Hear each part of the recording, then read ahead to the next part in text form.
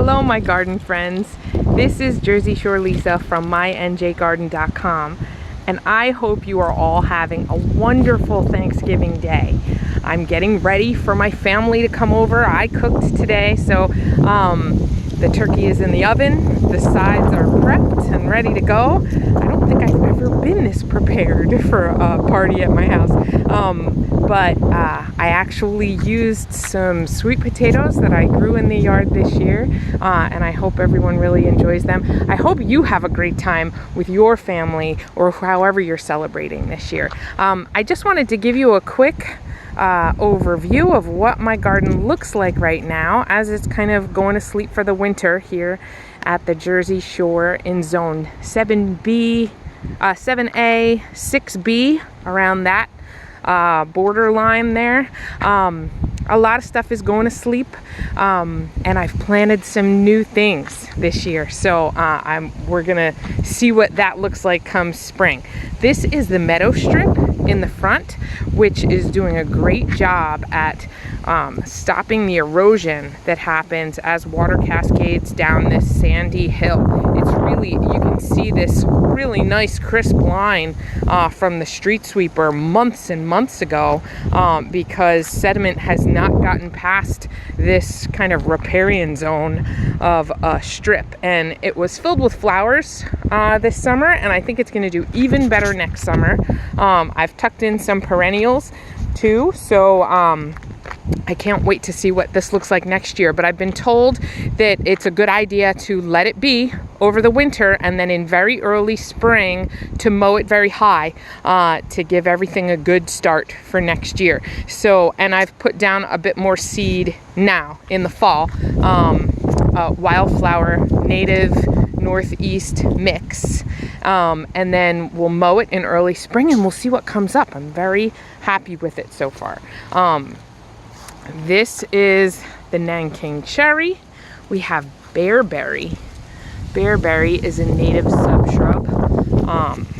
You can see that the prickly pear cactus is kind of shriveled up, but it will come back in the spring. These are the Montauk daisies. You know what I find to be funny is that I have so many praying mantis nests this year.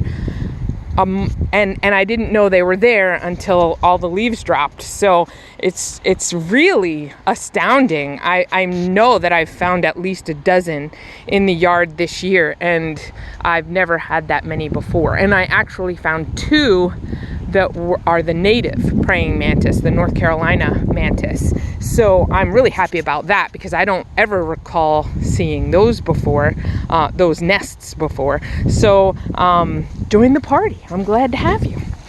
This is a brand new tree. This is an Asian pear tree, and let's see what variety I put in. Shinko is what we put in, and that's from Willis Orchard online, actually. This is the jujube, and I put that in early spring. And this is another jujube. One is a Lang, and one is a Shanxi Li. And this is the Shanxi Li, and this one took forever to leaf out. It didn't leaf out until well into the summer, it felt like, and I was very nervous that it wasn't going to make it, but it did, and I think it's going to be a great tree. This is the sage. It's still nice and green. It's kind of curling up and conserving its energy, but it's green. And that is comfrey, Russian comfrey, underneath the apricot, which I think is going to do a lot next year. That's struggled, and that's been in for this might be its second year, and it didn't do much, but I think next year is going to be its year. We still have a lot of green on the strawberries, the ground cover. The apples have lost their leaves.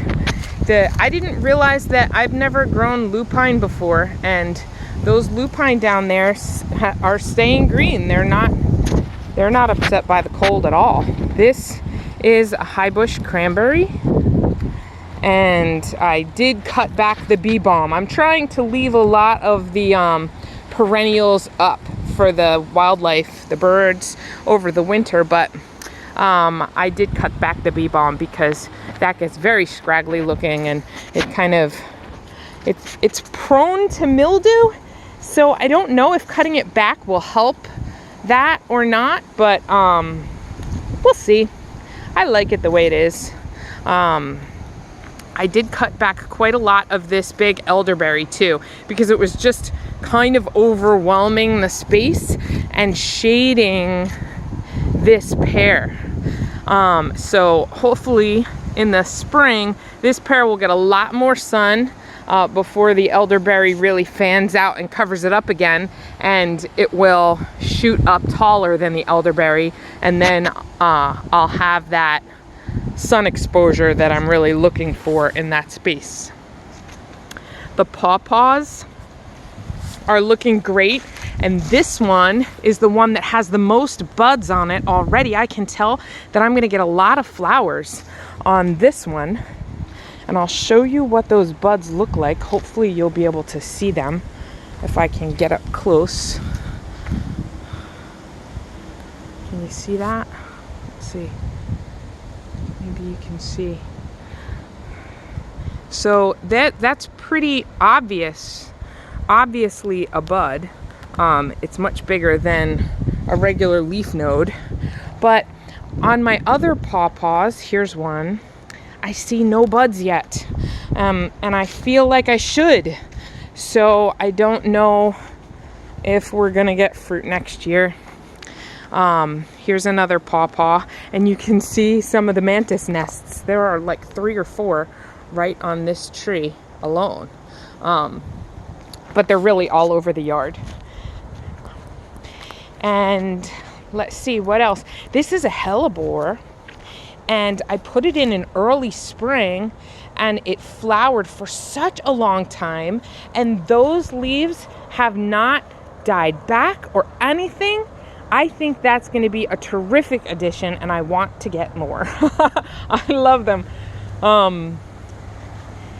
This is where my Jerusalem artichokes, sunchokes were, and they did not do really well this year. They did okay, but they've done much better in past years. And I think it's really because I have chips down here, and when I lift those roots, the chips kind of inadvertently get tilled into the soil here a little bit, and it steals nitrogen. So I don't think that they did as well this year because chips were kind of under the soil surface and robbing them of nutrients as they decomposed. So from now on, I'm not going to put chips in this area because it's a tuber crop that I want to develop well, and it's perennial. So I'm going to stick to adding compost or straw or something else that's not really going to harm my soil health if it gets tilled underneath. And then I'll show you over here in this front bed, I added a witch hazel in early spring, and that is still, the leaves are still on it, and that's going to be one of the first things to flower in the yard. That's a native plant here to North Jersey. I also added a Virginia sweet spire, which flowers in early spring, and what else?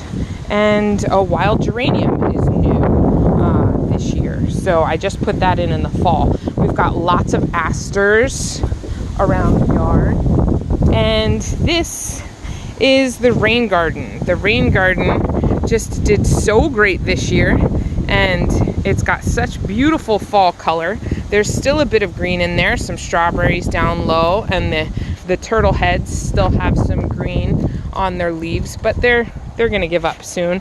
But I did notice that the beautyberry there's got to be 6 praying mantis nests right in there, and they're very near my driveway and my front door. So my mom doesn't love praying mantises. They kind of freak her out. So she's not gonna love that. So we're gonna keep that between you and I. This is the other side of the front yard, and you can see my big wood chip mulch delivery down here, and I've been kind of whittling away at this for weeks now. But these were different varieties of aster that flowered at different times throughout the fall and really kept the pollinators so happy. This is a fig, and it did so well this year, but I really I'm not interested in really high maintenance plants anymore in this yard. I really want to go towards productive and native plants, and wrapping a tree every year just seems beyond the scope of what I want my garden to do. So I gave it a big heavy mulch down at the bottom. I have 2 figs, so I gave it a big heavy mulch. This is going to be the first year we try it this way, and I'm going to leave these unpruned, and then I guess I'll prune them back in the spring. And then over here, this one I pruned back and I just mulched over the whole thing. So in the spring, I'll pull the mulch back and we'll see what comes up and how it does. These have not been productive figs yet for me in this yard, and next spring will be our 5th spring at this house. So we'll see how it goes. I hope it goes well. Wish me luck.